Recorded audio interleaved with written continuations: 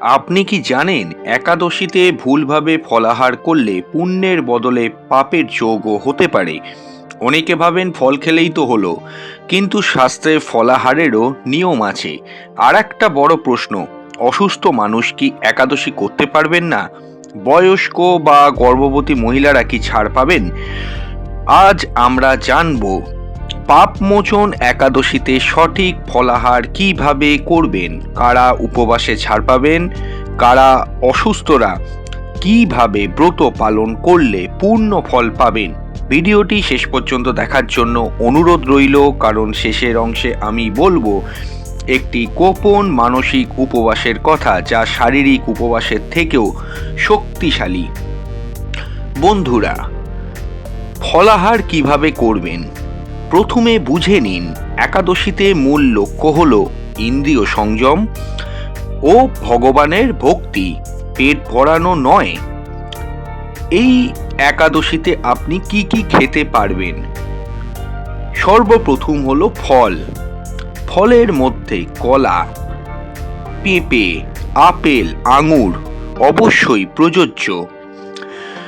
এছাড়াও দুধ ও দুধ জাতীয় খাবার যেরকম দুধ, দই, পনির অবশ্যই, কিন্তু লবণ বা নুন ছাড়া। তৃতীয় হলো সাবুদানা। চতুর্থ হলো লাউ, আলু অবশ্যই কিন্তু সেদ্ধ, কাজু, কিশমিশ, বাদাম এবং নারিকেল পানি। কিন্তু এই একাদশীতে কখনোই খাবেন না চাল, আটা, ডাল, পেঁয়াজ, রসুন, সাধারণ লবণ, অতিরিক্ত ভাজাভুজি, মাছ, মাংস এবং ডিম। গুরুত্বপূর্ণ নিয়ম হলো ফলাহার মানে সারাদিন ফল খেয়ে চলা নয়।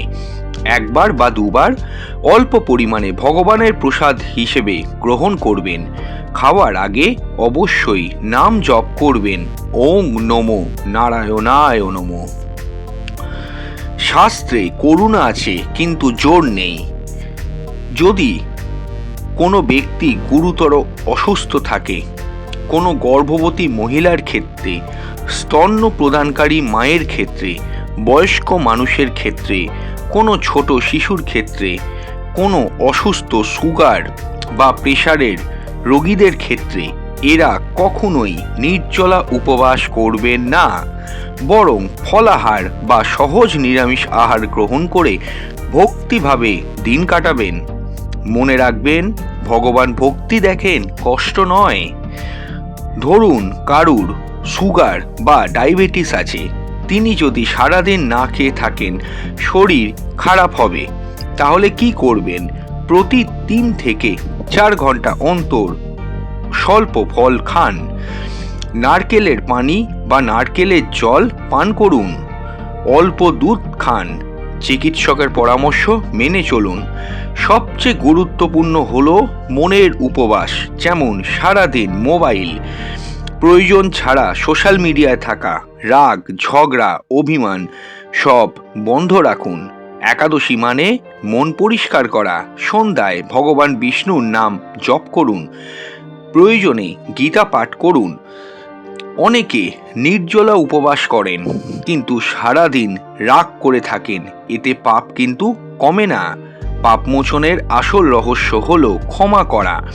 যাকে আপনি মনে কষ্ট দিয়ে রেখেছেন তাকে মনে মনে ক্ষমা করুন, নিজেকেও ক্ষমা করুন। এই দিনটি হলো আত্মশুদ্ধির দিন। পাপমোচন একাদশীতে শরীর যতটা পারে ততটাই উপবাস, মন পুরোপুরি ভক্তিতে চলে। অহংকার ত্যাগ করুন, ভগবান বিষ্ণুর নাম জপ করুন। মনে রাখবেন, উপবাস মানে শুধু না খাওয়া নয়, উপবাস মানে ভগবানের কাছে থাকা। যদি ভিডিওটি ভালো লাগে লাইক করুন, শেয়ার করুন এবং কমেন্টে লিখে জানাবেন কারা কারা এই একাদশী পালন করছেন, এবং অবশ্যই ওং নমো নারায়ণায় নমো এই মন্ত্রটাও লিখে যাবেন।